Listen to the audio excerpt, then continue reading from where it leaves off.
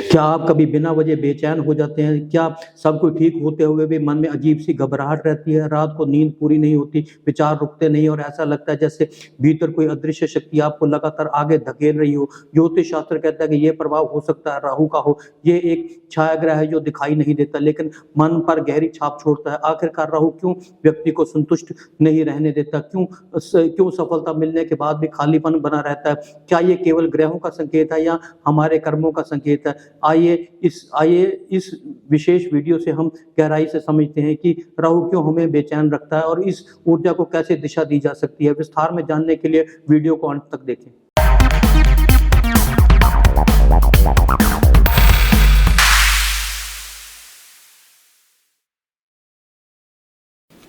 ज्योतिष शास्त्र में राहु को छाया ग्रह कहा गया है। वे दिखाई नहीं देता परंतु उसका प्रभाव अत्यंत गहरा होता है। यदि आपके जीवन में बिना कारण बेचैनी, अधूरापन, अचानक डर, असंतोष या नियंत्रण से बाहर कुछ बड़ा पाने की तीव्र इच्छा हो रही है तो समझ जाइए कि कहीं ना कहीं राहु सक्रिय है। आज हम गहराई से समझते हैं कि राहु मन को स्थिर क्यों नहीं रहने देता और व्यक्ति को हमेशा कुछ ना कुछ खोजने पर मजबूर क्यों करता है। इसका कारण यही है कि राहु का जन्म ही असंतोष से हुआ है। धार्मिक ग्रंथों में वर्णित समुद्र मंथन की कथा हम सब जानते हैं। जब देवताओं और दैत्यों के बीच में अमृत निकला, तब एक दैत्य स्वरभानु देवता का रूप धारण करके अमृत पीने बैठ गया। जैसे ही अमृत उसके गले के नीचे उतरा, भगवान विष्णु ने सुदर्शन चक्र से उसका सिर काट दिया, परंतु अमृत की एक बूंद उसके गले को स्पर्श कर चुकी थी। वे अमर हो गया। वही सिर बना राहु और धड़ अलग होकर के केतु कहलाया। अब इस प्रतीक को ध्यान से समझते हैं। सिर है पर शरीर नहीं है, इच्छा है पर तृप्ति का माध्यम नहीं है, भूख है पर पाचन की क्षमता नहीं है। यही कारण है कि राहु अतृप्त इच्छा का प्रतीक है।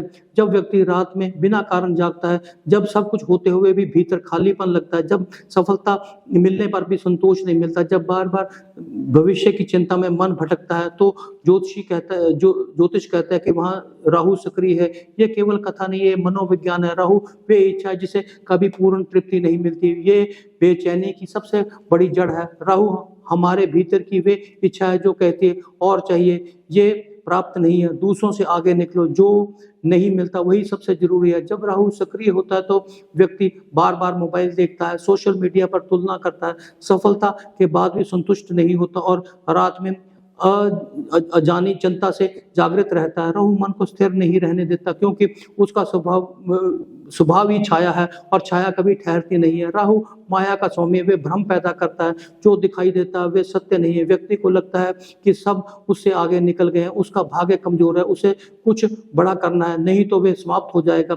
यही भ्रम को वे सत्य मान लेता है। अन्य ग्रहों की कोई सीमा होती है पर राहु की कोई सीमा नहीं है। वे विदेशी वस्तुएं, विदेशी विचार, आकाशीय अनुभव, अचानक प्रसिद्धि, इन सब की ओर आकर्षित करता है। जितना मिलता है उतना ही चाहता है क्योंकि उसके पास सिर है, शरीर नहीं। शास्त्र कहता है कि राहु केवल सिर है, वे सोचता है पर अनुभव की शांति नहीं देता, इसीलिए व्यक्ति सोचता अधिक है और जीता कम है।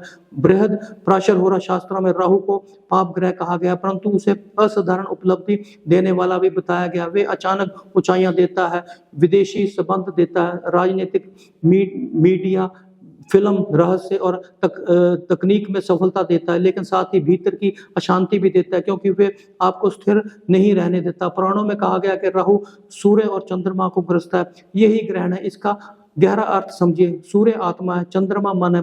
जब राहु इन पर प्रभाव डालता है तो मन और आत्मा पर छाया पड़ती है, यही बेचैनी का कारण बनती है। अब समझिए कि किन भावों में राहु अधिक बेचैनी देता है। प्रथम भाव पहचान का संकट देता है। मैं कौन हूँ, व्यक्ति अपनी ही छवि से संतुष्ट नहीं होता। चतुर्थ भाव में राहु घर की शांति नहीं मिलती और हृदय में स्थिरता बनी रहती है। सप्तम भाव में व्यक्ति संबंधों में अधूरापन महसूस करता है और साथ ही चाहे उसका जितना भी मर्जी अच्छा हो लेकिन उसको मन का भटकाव देता है। दशम भाव में व्यक्ति को कैरियर की अंधी दौड़ देता है, पद अच्छा मिलने पर भी बड़े पद की इच्छा उसमें बनी रहती है। द्वादश भाव में रात्रि की चिंता, अनिद्रा और अविचेतन भय उसके मन में बना रहता है। आज के युग में सोशल मीडिया, वर्चुअल रियलिटी, दिखावा, क्रिप्टो, शेयर बाजार, वायरल प्रसिद्धि सब राहु की ऊर्जा है। इसीलिए आज अधिकांश लोग बेचैन हैं। राहु बाहर से चमकता है पर भीतर खालीपन छोड़ देता है। क्या हमेशा राहु बुरा होता है? नहीं, राहु विनाश नहीं है, परिवर्तन का ग्रह है। वे